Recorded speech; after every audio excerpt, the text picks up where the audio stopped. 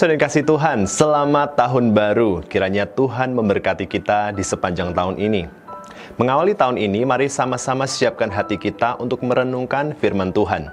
Firman Tuhan hari ini berjudul Spion. Filipi 3 ayat 13b.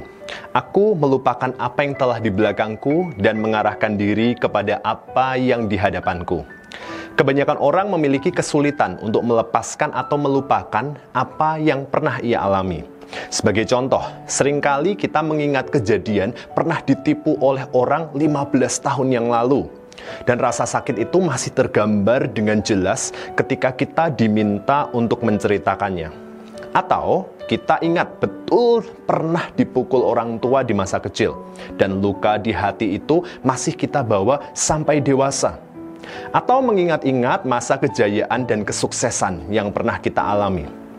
Pengalaman baik maupun pengalaman kurang baik seringkali terus kita ingat.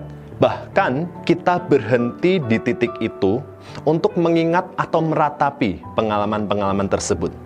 Saudaraku yang terkasih, firman Tuhan hari ini mengingatkan kita untuk melupakan apa yang telah di belakang dan senantiasa mengarahkan diri kepada apa yang ada di hadapan kita. Ibarat seperti kaca spion. Spion ada di kendaraan bukan untuk kita lihat secara terus-menerus. Ya, tentu. Sesekali memang perlu melihat spion untuk kita bisa melihat situasi di belakang supaya kita dapat berjalan ke depan dengan selamat.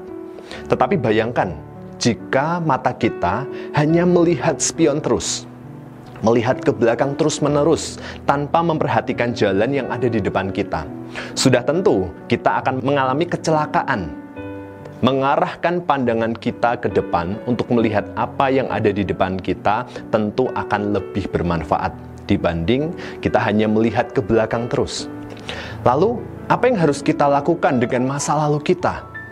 Jadikanlah itu sebagai batu peringatan, supaya kita tidak berlama-lama beryuforia dengan kemenangan atau mungkin hal-hal yang menarik yang kita capai di masa lalu sehingga melupakan langkah-langkah ke depan, atau supaya tidak terjatuh di lubang yang sama dengan kegagalan di masa lalu. Saudaraku, tahun yang baru telah kita masuki. Hari ini masih hari kedua.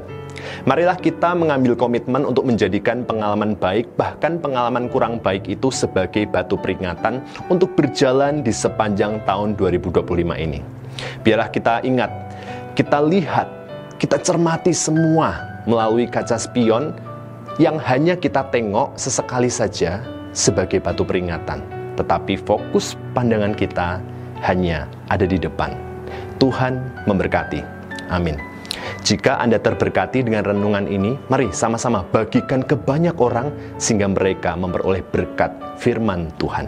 Tuhan dipuji.